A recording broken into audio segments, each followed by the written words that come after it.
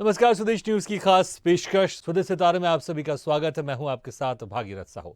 स्वदेश सितारे में आज हम रूबरू होंगे अभिनेता अनूप गौतम से। अनूप गौतम का जन्म भोपाल में हुआ। ये एक टीवी सीरियल और फिल्मों के अभिनेता है और साथ ही असिस्टेंट डायरेक्टर की भूमिका भी इन्होंने कई फिल्मों में निभाई। आपको बता दें कि फिल्म फैंटम में पाकिस्तानी कमांडर बने हैं और इसमें कटरीना कैफ और सैफ अली खान के साथ इसमें इन्होंने अभिनय किया है और रंगमंच से इन्होंने अभिनय के गुर सीखे हैं। और अगर दूसरी फिल्मों की बात करें तो अनूप ने फिल्म फोर्स 2 में अदाकारी की है, तो लव शगुन फिल्म होलिकाओं में संजय मिश्रा के साथ भी अदाकारी की है, तो मलयालम फिल्म एटीएम में अहम भूमिका निभाई है। इसके साथ ही क्रिकेटर धोनी संग विज्ञापन फिल्म में अनूप नजर आए हैं। तो अक्षय कुमार के साथ भी अनूप गौतम ने विज्ञापन फिल्म की है। इसके साथ ही अगर हम दूसरी विज्ञापन फिल्मों की बात कर ले तो आयशर इंजन ऑयल में भी इन्होंने अभिनय किया है, जो एक विज्ञापन फिल्म थी, और स्टार प्रोमो में भी नजर आए, स्टार की प्रोमो में भी नजर आए। तो वेब सीरीज की अगर बात करें तो वेब सीरीज लव डायरीज में अदाकारी की है और साथ ही फिल्म प्यार का पंचनामा में असिस्टेंट डायरेक्टर भी रहे अनूप गौतम। तो प्यार का पंचनामा, अतिथि कब आओगे, टूनपुर का सुपर हीरो और लव यू सोनिया, ये तमाम फिल्म है जिसमें अनूप गौतम ने एज ए असिस्टेंट भी काम किया है। तो आज हम इनसे रूबरू होंगे और जानेंगे इनके अभिनय के सफर के बारे में, इनका अभिनय का सफर कैसा हुआ और अभिनय के साथ साथ ये असिस्टेंट डायरेक्शन की दुनिया में कैसे आए।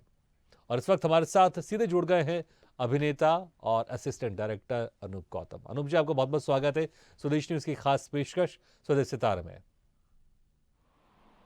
Hello everyone. Thank you sir for inviting me. Anoop जी, शुरुआत कैसे हुई आपकी? क्योंकि मुझे लगता है कि जो शुरुआत होती है, ये एक अभिनय एक ऐसा क्षेत्र है जहां पर कोई आपको भेजता नहीं है। कभी कोई गलती से कोई आपको बोल देता है, लेकिन ज्यादातर हमने देखा है कि जो माता पिता होते हैं वो यही कहते हैं कि बेटा तुम डॉक्टर बन जाओ, आप पुलिस में चले जाओ, लॉयर बन जाओ, या तमाम दूसरे फील्ड में चले जाओ। लेकिन बहुत ही कम माता पिता ऐसे होते हैं जो अपने बच्चों को कहते हैं कि बेटा तुम एक्टर बन जाओ। ये ज्यादातर वो प्रोफेशन है जो खुद इंसान चुनता है कि मुझे एक्टर बनना है, मुझे सिंगर बनना है। तो कैसे आपके सफर की शुरुआत हुई? कब आपको लगा कि मुझे इस एक्टिंग की फील्ड में जाना चाहिए? क्या किसी से आप इंस्पायर्ड हुए थे? कोई वाक्य ऐसा हुआ था? हमारे दर्शक जरूर जानना चाहेंगे। जी, मैं बताना चाहूंगा कि जैसे भोपाल और एमपी में एक शहडोल जिला है जहाँ मेरे फादर पोस्टेड थे और मेरा बचपन वहाँ ही गुजरा है। तो शहडोल के पास एक गांव है छतवई, जहाँ का मेरा प्रॉपर घर है गांव। तो जब हम लोग स्कूल की स्टडी करते थे, उसके बाद कॉलेज गए, तब तक ये पता नहीं था कि फिल्म इंडस्ट्री के कैसे जाते हैं, क्या है। जरूर पेपर की कटिंग्स और वो चित्रहार का वो टाइम था जी। जो देख के बड़ा आकर्षित करता था। तो नेशनल स्कूल ऑफ ड्रामा के बारे में जरूर उस पेपर में सुनने को मिलता था, पढ़ने को मिलता था। तो मेरे शहडोल में एक बार रेडियो प्रोग्राम होते हैं, जैसे हर जिले के प्रोग्राम होते हैं, तो वहां पे मंजुल किशोर वर्मा जी आए थे, रेडियो आकाशवाणी के वो मेन बन के आए। तो वो national school of drama pass out और उन्होंने एक वर्कशॉप लगाई 15 दिन की नाटक। तो वो ज्वाइन करने के बाद पता चला कि अच्छा, नेशनल स्कूल ऑफ ड्रामा है जहाँ से एक्टिंग सीखी जा सकती है और वहाँ के कलाकार हैं जो फिल्मों और टीवी में काम करते हैं। तो उसको देख के लगा यार कि हम भी कोशिश कर सकते हैं, क्योंकि जब आप बड़े छोटे शहर से होते हैं और आपके सपने बहुत बड़े होते हैं, तो आपको ऐसे कोई राह तलाशनी पड़ती है जी। तो वो उनको देखा, उनसे बात की, तो उन्होंने बताया कि आप थिएटर करो, नाटक करो और फिर उसके बाद एनएसडी के लिए ट्राई करो। तो हमने अपने कॉलेज से शुरू किया और शहडोल जिले में नाटक करने लगे। तो पहली पीढ़ी थी जो हम लोग नाटक करते थे वहाँ। तो अच्छा था। उसके बाद नेशनल स्कूल ऑफ ड्रामा के लिए ट्राई किया। तो पहली बार वर्कशॉप होती है वहाँ पे, अंडर 80 लोग पूरे इंडिया से सिलेक्ट होते हैं, तो उसमें एक मैं भी था जी। वो नहीं हो पाया, तो क्रैक नहीं हो पाया, तो बड़ा दुख हुआ, रोना जैसा आया। लेकिन ये था कि दिल्ली जब आप जाते हो, नाटक वालों से मिलते हो, तो आपको पता चलता है कि आपके पास चांसेस हैं, आप कर सकते हो। क्योंकि दिल्ली एक ऐसी जगह है जहाँ पे हर गली मोहल्ले में या खासकर नेशनल स्कूल ऑफ ड्रामा के आसपास आपको नाटक करने वाले मिल जाते थे उस समय बहुत। तो सबसे मेन था कि सीखना है। हाँ। तो स्कूल या उससे ज्यादा जरूरी था कि सीख कैसे ले। तो सीखने के लिए दिल्ली पहुंचना जरूरी था। हाँ। और दिल्ली पहुंचने के लिए आपको कुछ ना कुछ जुगाड़ बनाना जरूरी था। तो घर में बोला गया कि मैं पढ़ने के लिए जाना चाहता हूँ, और झूठ बोल के अपने एक दोस्त को सेटिंग किया, उसको भी पढ़ने के लिए। तो मेन मकसद था कि किसी तरह नेशनल स्कूल ऑफ ड्रामा पहुंचा जाए, और वहां पहुंचे तो पता चला कि ऐसा ऐसा है, नहीं हो पाएगा जब तक आप ग्रेजुएशन ना हो, आपके पास 10 ड्रामा का अच्छा। एक्सपीरियंस ना हो। हाँ। तो ये बहुत ही कठिन राह लगी, तो हमने कहा कि अच्छा चलो अच्छा, मैं हम ये कंटिन्यू आपसे सुनूंगा, लेकिन आपने उस वक्त एक जिक्र किया कि आप झूठ बोलकर गए थे आप पढ़ने के लिए, तो क्या क्या पढ़ने का बोलकर गए थे आप घर वालों से, और क्या कब उनको खुलासा हुआ कि आप झूठ बोलकर गए? एक्चुअली मैं क्या होता था, कॉलेज डेज में एनसीसी में था। हाँ। तो अपने यहाँ का मैं बेस्ट कैडेट अवार्ड एनसीसी वाला हूँ। हम्म। तो मेरा ये था कि आर्मी में मुझे जाना था, ये कंफर्म था, और मेरा शॉर्ट सर्विस सिलेक्शन में इंटरव्यू भी आ गया था। हम्म। तो उसी टाइम मेरा नेशनल स्कूल ऑफ ड्रामा का एग्जाम हुआ, तो मैंने preference the national school of drama को, क्योंकि मेरे सपने एक्टर बनने जी। के थे। तो जब मैं गया और मेरा नेशनल स्कूल ऑफ ड्रामा में नहीं हुआ, तो मैंने ये प्लान किया कि अब आगे कैसे आप दिल्ली में रह सकते। हम्म। तो दिल्ली में रहने के दो ही तरीके हैं, एक तो पढ़ लो या फिर ड्रामा कर लो। तो हम्म। ड्रामा के लिए तो घर वाले राजी नहीं होंगे। तो पढ़ने के लिए बताया कि आप एसएससी के थ्रू सीबीआई वगैरह में जा सकते हो, अच्छा। और मेरी कद काठी ठीक है। और तो मुझे इंग्लिश और मैथ हम लोगों की कमजोर होती है हाँ। अधिकतर। तो वो हम दिल्ली में जाके कुछ पढ़ना चाहते हैं, फिर हम्म। हम क्रैक कर लेंगे। तो घर वालों ने कहा कि ठीक है देख लो, और कौन जा सकता है। तो हमने अपने दोस्त को सेट किया, उसके फादर के पास हम गए, और अपने फादर के पास उसको लेके आए। तो अच्छा, इस जो तरह एक आपका माहौल दोस्त था बना।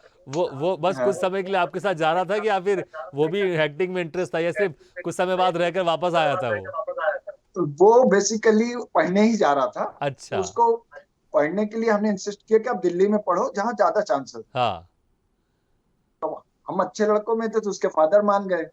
वो अच्छे लड़कों में था, इसलिए हमारे फादर आपके मान गए। माता पिता मान गए।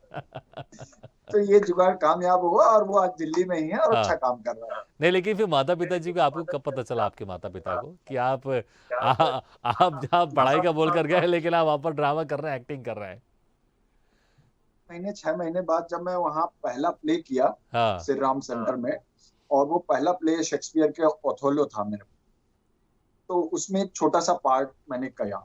तो वो पेपर की कटिंग वटिंग दिल्ली में आई। हाँ। तो मैंने वो सोचा कि यार ये पेपर में आ गया, मतलब दिल्ली में पेपर में आप चेहरे में आते हो, तो आपके लिए, क्योंकि छोटे से गांव से लड़का सीधे अचानक दिल्ली गया, उसका पेपर में आ गया कटिंग हाँ। वटिंग, तो बहुत बड़ी उपलब्धि जैसे लगी। तो हमने कहा ये तो घर वालों के साथ शेयर कर सकते हैं। हाँ। और जब शेयर किया तो उन्हें पता चल गया कि लड़का तो नाटक नौटंकी में फंस गया। क्या बोला फिर घर वालों ने? घर वालों ने एज यूजुअल, हमारे यहाँ के लोग गुस्सा हो जाते हैं। हाँ। तुम पढ़ने नहीं गए, तुम झूठ बोल रहे हो, तुम ये कर रहे हो। और घर वालों ने 4-5 महीने बात करना बंद। अच्छा। फिर उसके बाद सिलसिला कैसे आगे बढ़ा? हाँ। इसके बाद ये हुआ कि मेरे भैया जरूर सपोर्टिव थे, उन्होंने पता था कि नेशनल स्कूल ऑफ ड्रामा कुछ होता है। हाँ। और वो खुद योगा में गोल्ड मेडलिस्ट हैं, रीवा से पढ़े हुए हैं, तो जी। उनको थोड़ा बहुत जानकारी था। तो वो मेरे सपोर्ट में आए। और हाँ।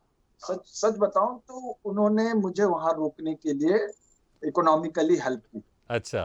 क्योंकि मेरे पापा और मेरे घर के तरफ से इकोनॉमिक हेल्प नहीं मिली, मुझे उन्होंने भैया कहा की उन्होंने तरफ कहा से पैसे मत भेजो, लड़का वापस खुद आ जाएगा।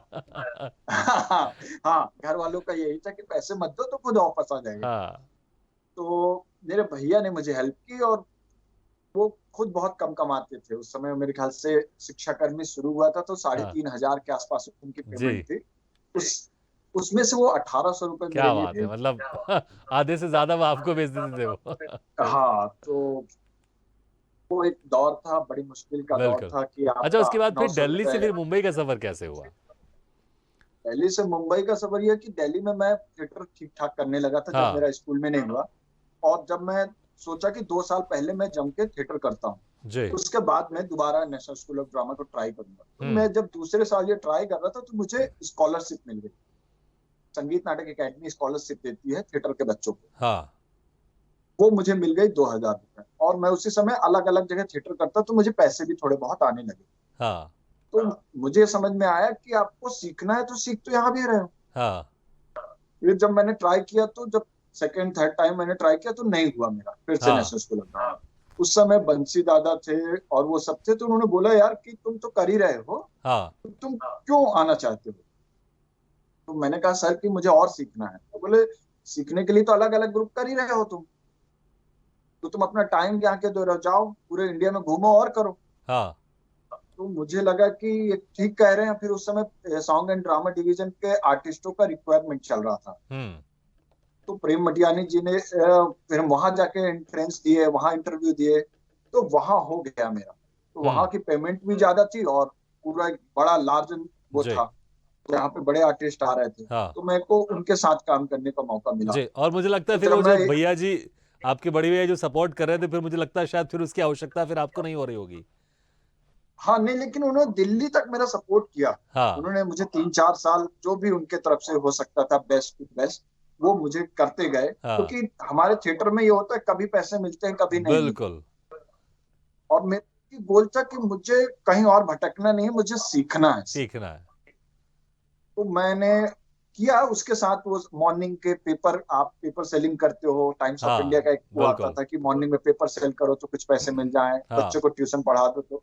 तो मेरा अर्ली मॉर्निंग वाला था कि 1-2 घंटे वो करना है मुझे, बाकी पूरा टाइम मुझे वो देना। बहुत तो बढ़िया। उसमें बहुत लिमिटेड पैसे मिलते थे और भैया कुछ भेजते थे, तो मेरा काम हो जाता। हो जाता था।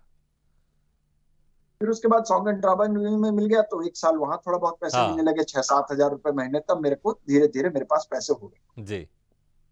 फिर उसके बाद 4 साल करीब हो गए मुंबई दिल्ली में, तो मुझे लोगों ने बोला कि अब तुम यहाँ रहने का कोई मतलब नहीं, जब तुम्हें एक्टिंग ही करना है। हाँ तो मैंने अपने दोस्तों सीनियर से पता किया कि मुंबई में कैसे कर सकते हैं, क्या है। तो जो कुछ मेरे ग्रुप के 1-2 लड़के यहाँ थे, तो मैं उनसे रिक्वेस्ट किया क्या मैं आ सकता हूँ। हम्म तो एक बड़े अच्छा इंसिडेंट है कि उन्होंने बोला कि तू आ जा। और मैंने पूरा प्लान करके बैग उठा के मैं आया जी। और दादर में उतरा। दादर के बाद किसी ने मुझे बोला अंधेरी उतरने के लिए तेरे को फास्ट ट्रेन पकड़ ले। तो हम्म मैं अंधेरी नहीं उतर पाया, मैं सीधे बोरीवली उतरा। अच्छा। तो बोरीवली उतरा, तो बोरीवली में उतर के मैंने जिसको फोन किया, जिसके साथ मुझे रहना था, तो वो बंदा बताया कि यार रूम पे तो ऐसे ही 4-5 लोग हैं और हमारा 1 रूम किचन है, तो हम तुझे कहाँ रखेंगे। हाँ और करीब इवनिंग के 7-8 बज चुके थे जी। और मेरे पास एक ही ऑप्शन था कि मुझे समझ में नहीं आ रहा था कि मैं कहाँ रहूं। हाँ मैंने उससे रिक्वेस्ट की यार प्लीज एक दिन के लिए रख ले, मैं जो भी होगा मैं कर दूंगा। तो उसने बोला यार 2 लोग आज ही आ गए हैं, मैं सोचा था कि 3 है तो तुझे रख लूंगा, अब 2 लोगों को कैसे निकाल दूं, तो हाँ प्लीज तू दूसरी जगह देख ले। तो मैंने 2-4 लोगों को जिनको जानता था उनको फोन किया, उसमें से 3 नहीं उठाए, एक ने बोल दिया कि मेरे यहाँ जगह नहीं। हाँ और अब बज चुके थे 9:30 करीब, मुझे अच्छी तरह इसलिए रात के याद है नौ बज क्योंकि के मेरा, तीस मिनट हाँ। हाँ, बैग रखे था मैं, 3 बैगेज थे मेरे पास और मुझे ये समझ में नहीं आ रहा था कि मैं क्या करूँ अब। हाँ तो मैंने उससे रिक्वेस्ट किया क्या मैं एक बार आके और बैग बाहर रख दूंगा, तू कहीं देख लेना। तो उसका भी दिल बड़ा है और उसका नाम है अनिल, हम्म और आज आज भी मुंबई में कर रहा है कुछ। हम्म तो उसने बुला लिया और मैं गया उसके रूम पे, तो सच में 5 लोग थे हम्म और एक छोटा सा रूम था। तो मैंने अपना जो बैगेज था, जो खासकर सोने वाला जो होते हैं ना पहले हाँ हाँ रखते थे हम लोग, वो मेरा सूटकेस और बैग हमने दरवाजा खोल के बाहर रख दिया, हाँ जिससे वो हमें दिखे गैलरी में। हाँ और हम 5 लड़के थे, तो पांचों ने एक काम किया, एक एक करके जैसे सोते हैं, तो ऐसा सो कि एक आदमी करवट बदले तो पांचवा भी बदलना पड़ेगा, ऐसा था सिचुएशन। अब मुझे लगता है एक आध कोई सर के ऊपर कोई पैर के नीचे भी सो रहा होगा कहीं पूरा। आदमी पैर की तरफ था, एक आदमी ऐसे करके, तो हमने 2 दिन काटे वैसे। और जब 2 दिन काटे, तो वो जो 2 लोग रुकने आए थे वो अचानक चले गए। अच्छा। तो मैं चौथा हो गया। और चौथा हो गया तो उन लोगों ने मुझे एक्सेप्ट कर लिया कि भाई तू लड़का तो ठीक दिख रहा है, हाँ समझदार है, तेरी आदत ठीक नहीं है, कुछ ऐसा वैसा काम नहीं है। तो हाँ उन्होंने मुझे बोला कि तू रह सकता है, रह ये सकता है। कंट्रीब्यूशन लगेगा। हाँ तो मैं अंधेरी ईस्ट में उस समय रहना शुरू किया। हाँ हाँ। और ये बड़ा टफ था क्योंकि 4 लोग ये एक वाकई रूम बिल्कुल। में। मैं अक्सर सवाल यही करता हूँ कि मुंबई में जाना सबसे पहले स्ट्रगल तो कहाँ रहना है, किधर रहना है, कहाँ जाना है, ये बड़ा स्ट्रगल होता है। और देखिए आपका जो रहने का स्ट्रगल वो भी बड़ा इंटरेस्टिंग था। अच्छा उसके बाद फिर वो जो एक्टिंग का स्ट्रगल था फिर कैसे शुरू हुआ, क्योंकि ये रहने का स्ट्रगल तो आपको पूरा हो गया था, आपको रहने के लिए जगह मिल गई थी, लेकिन कहाँ जाना है, कैसे ऑडिशन देना है, किधर जाना है, फिर ये कैसे शुरुआत हुई और जो पहला ब्रेक था वो आपको कितने समय के बाद मिला और वो क्या ब्रेक था आपका पहला वो? ये हुआ कि जब हम रहने लगे तो आज जो लोग पहले से रह रहे हैं आप उनसे पूछते हैं कि कहाँ हाँ, होता है क्या होता है, तो पता चला कि सब जो ऑडिशन वगैरह होते हैं वो वेस्ट में होते हैं हाँ, और हम ईस्ट में थे। जी, तो हमारा ये था कि आप खाना पीना खाओ दोपहर में और वहां से रेडी होके आपको वेस्ट जाना है। हाँ, तो हम क्या करते थे कि बस में आप अंधेरी से वेस्ट जाते थे, उस समय बहुत ट्रैफिक, हाँ, मतलब आज भी ट्रैफिक है, पहले भी ट्रैफिक था, तो वो शेरे पंजाब वाला ट्रैफिक था। तो वो पहले ईस्ट के स्टेशन आओ, फिर वहां से लोकल ब्रिज पकड़ो, फिर उसके बाद वेस्ट में आओ, वेस्ट से फिर बस पकड़ो, फिर लोखंड आराम नगर हाँ, जहां भी आपको जाना है वहां आओ। वो कम से कम 1 से 1.5 घंटे का ट्रेवल था। हम्म। और आप पसीना पसीना हो चुके होते हो, जो भी आप पाउडर लगाए होते हो वो सब बह चुका वो होता सब है, निकल जाता। वो सब निकल जाता है। और जब आप ऑडिशन में जाते हो तो वहां पता चलता है कि आपके जैसे 100 लोग पहले से खड़े। बिल्कुल। 100 तो लोग, आप अच्छा जाके इसमें सिर्फ एक लाइन हाँ, और जोड़ना चाहता हूँ, 100 लोग पहले से खड़े हैं और बहुत सारे लोगों को ऐसा थोड़ा सा इन्फीरिटी कॉम्प्लेक्स होता है कि अरे इस तरह के लोग भी खड़े हैं, इनके सामने हम कैसे अपने आप को सस्टेन कर पाएंगे। बिल्कुल क्योंकि बिल्कुल मैंने वो सुना है जब कुछ लोग ऐसे होते हैं कि मर्सिडीज से आते हैं छोटे छोटे ऑडिशन देने, बड़ी बड़ी गाड़ियों से आ रहे हैं, उनका कोई असिस्टेंट आके पहले पूछ कर जाता है, बातचीत करता है और अपन और कुछ लोग कोने में खड़े रहते देखते रहते हैं, यार हमारा कैसे होगा यहाँ पर इन लोगों के बीच में। बिल्कुल बिल्कुल कुछ लोग डोले सोले वाले होते हैं, कुछ परफ्यूम जो आप बहुत ही, क्योंकि आप छोटे शहर से हो, आपके पास एक जी, लिमिटेड अमाउंट होता है, तो आपकी बहुत ही लिमिटेशन होती है। तो बिल्कुल, हम बड़े वही है कि एक टी शर्ट मिल गया, जींस मिल गया, जूता मिल गया, जाके आप, हमारे पास तो एक ही चीज है, परफॉर्मेंस, हाँ, आप वो दिखा सकते हैं। लेकिन आप वहां तक पहुंचने के लिए सबसे पहले आपको इनको क्रॉस करना पड़ेगा। बिल्कुल। तो हम जब भीड़ में खड़े होते थे तो हमें पता ही नहीं चलता था कि ऑडिशन किसके लिए है। जो हाँ, आज ये पता चलता है कि आपका लुक जाता है कि नहीं। हाँ, अब वो आपको पता चल गया कि ऑडिशन है, तो आप हाँ, पहुंच जाते थे।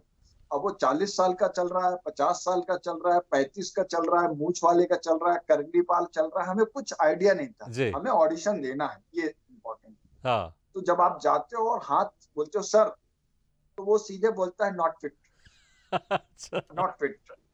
तो जब आप 3 जगह जाते हो धूप में कड़क, और आप पूरे बस में धूप पसीने में जाते हो, और आपको जब कोई बोल देता नॉट फिट, हाँ। तो आपके मन में जितनी गालियां होती है मन ही मन आप उसको दे चुके हो। सब दे देते हैं साइलेंट मोड में। हाँ, क्योंकि आपको लगता है साला ऐसी क्या बात है कि जो हम फिट नहीं है, हाँ, और हमें तो पता ही नहीं कि क्या लुक चाहिए उससे। जी, तो वो हमें नॉट फिट कर देता है, पसीना है, आपके बाल बिखरे हैं, आप हाँ, अच्छे नहीं लग रहे, जो भी कारण हो, लेकिन वो अधिकतर नॉट फिट होते थे। आप हाँ, सोचिए, आप आराम नगर से हम लोखंड वाला जाते थे पैदल ही, फिर लोखंड वाला से ओशीवारा जाते थे पैदल हाँ, ही, करीब 4 से 5 किलोमीटर का है ट्रेवल। और आप धूप में जा रहे हो, पसीना पसीना होके जा रहे हो, वहां फिर हाथ हिला रहे हो, फिर वो बोलता है not not fit, fit. Not fit. अच्छा, फिर तो ये आप सिलसिला 10, कितना लंबा चलता रहा, फिर वो जो पहला ब्रेक था जिसकी तलाश में आप थे, वो पहला ब्रेक आखिरकार आपको मिल गया वो, जब जब सामने वाले ने बोला चला कि हाँ सर। आप फिट हैं और आप हो गए, सेलेक्ट हो गए और हम आपको लॉक कर रहे हैं इस दिन के लिए। ऐसा कुछ हुआ ही नहीं सर, सच बताएं तो। आप 6 7 8 महीने करीब हम ये हुआ, जहां ऑडिशन होते थे वहां पे, मतलब महीने में 2 ऑडिशन 3 ऑडिशन हो जाते थे। हाँ, और ऑडिशन होने का मतलब ही नहीं कि आप लॉक हो जाए। जी, ऑडिशन होने का मतलब होता है कि आपके चांसेस बन रहे हैं 10 लोगों में, 15 लोगों में, जिनका लुक गया वहां। बिल्कुल, और वो लुक में से कोई परफॉर्मेंस की बात होती है, कुछ अच्छे हो जाते हाँ, हैं, कुछ कनेक्शन की बात होती है, तो आप अधिकतर 6 7 महीने आप सुन, हाँ, जीरो, जीरो का। और आपके पास पैसे नहीं, जो भी थे खत्म। खत्म हो रहे। हाँ, अब आपको ये लग रहा है हर दिन की यार कैसे सरवाइव किया जाए। हम्म, तो आपने फिर कोशिश करते कि कुछ और मिले। हम्म, तो फिर मैंने क्या हुआ कि मैं जब मुंबई आया था तो मैंने एक काम अच्छा किया था, जी, कि स्टार्टिंग मुंबई आया था तो मैं कुछ लोगों के साथ कर रहा था कि मुझे असिस्टेंट भी रख लिया। हम्म, तो मैंने एक सीरियल आता था, कलर्स शायद चैनल स्टार्ट हुआ था 2011 की बात। हाँ, तो मैंने उनसे बात की कि भैया आप, मैंने असिस्टेंट कर सकता हूँ, आप मुझे रख लीजिए। तो मीरा रोड पे सेट लगा था, उन्होंने मुझे बोला कि आप असिस्टेंट आ सकते हो, हाँ, हमें चाहिए। तो मैं असिस्टेंट गया वहां। जी, जब असिस्टेंट गया तो वही होता कि आप 8 बजे कॉल टाइम पे आओ, 11 बजे आपको छुटेंगे, और वो गधा मजदूरी है। हाँ। लेकिन आपके सामने एक्टर परफॉर्म कर रहे होते हैं, आप उनको क्यूज दे रहे होते हो, आप उनके कपड़े ला रहे होते हो, हम्म। आप उनको बुला रहे होते हो, तो आपको लगता है कि चलो कुछ तो हो रहा है कुछ तो जिसके हो लिए मैं रहा है। आया हूँ। हाँ। जब मैं 3-4 महीने ये काम किया, तो तीसरे या चौथे महीने, क्योंकि आपका रूटीन इतना खराब हो चुका होता है, क्योंकि आप बिल्कुल 8 बजे पहुंचने के लिए आपको अंधेरी से 6:30 चलना पड़ेगा, जी। 6:30, और 11 बजे छूटने के बाद आप पहुंचते हो 12:30। हाँ। तो आप 12:30 पहुंचोगे तो रात का खाना सेट पे मिलता बिल्कुल। नहीं अच्छा था। अनूप जी, समय समय समय कम है हमारे पास, तो मैं चाहूंगा थोड़ा शॉर्ट में आप इसको कंप्लीट करके वो वाला आप द्वार जरूर बताइए कि जब आपको एज ए एक्टर आपको पहला वो ब्रेक मिला था, क्योंकि एज ए असिस्टेंट डायरेक्टर आपने बता दिया कैसे आपकी शुरुआत हुई। एज एन एक्टर वो पहला ब्रेक आपको क्या मिला था और कैसे उसकी शुरुआत हुई, थोड़ा शॉर्ट में बताइएगा। पहला ये हुआ कि एक सीरियल कर रहे थे, आपकी अंतरा करके एक सीरियल आ रहा था। जी।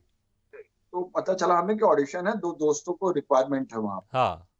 तो हम गए और ऑडिशन दिए। तो उन्होंने बोला कि हाँ, आप फिट हैं, हाँ। आप ऑडिशन दीजिए। हिंदी अच्छी थी इसलिए क्रैक हाँ। हो गया वो। लेकिन पैसा वही 2-2,500 रुपए जी। आपको लेकिन ये कि मिलेंगे। ये शुरुआत कम से कम आपके एज एन एक्टर के आपकी हो गई। इसके बाद फिर बहुत सारे हाँ, आप काम लगातार करते गए।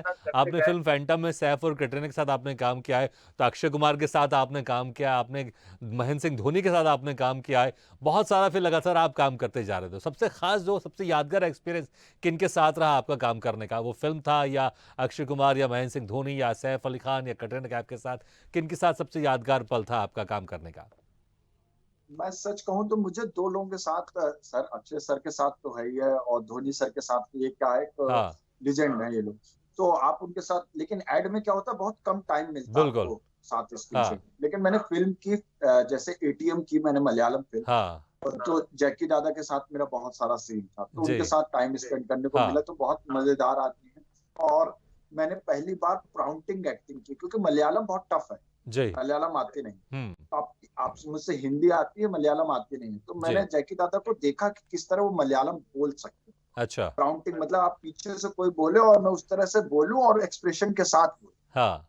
तो मैंने उनसे सीखा और उनसे बात की। हाँ। तो मुझे पता चला कि एक्टिंग का ये भी एक तरीका है। बहुत बढ़िया, ग्रेट। दूसरा, जब मैं संजय सर के साथ, संजय मिश्रा सर के साथ कर रहा हाँ। था, तो उनका फिल्म जो होली काऊ। बेस है, हाँ होली काउ, तो हम्म। उनका जो बेसिकली वो रूलर वो पकड़ है, हाँ। जिस तरह के वो आदमी है, बहुत जमीन से जुड़े हुए आदमी, जी। तो उन्होंने एक्टिंग को जीना सीखा है। मतलब उस हाँ। कैरेक्टर को वो करते नहीं है, जी। तैयारी नहीं करते, वो जीते हैं। बिल्कुल। तो बहुत सारे के साथ आपने काम किया और इनके साथ आपने कुछ कुछ आपने सीखा है कि कैसे वो काम करते हैं। जगी दादा के साथ आपने सीखा कि किस तरह से आप इस तरह से प्रॉम्प्ट एक्टिंग कर सकते हैं, प्रॉम्प्टिंग के साथ एक्टिंग कर सकते हैं।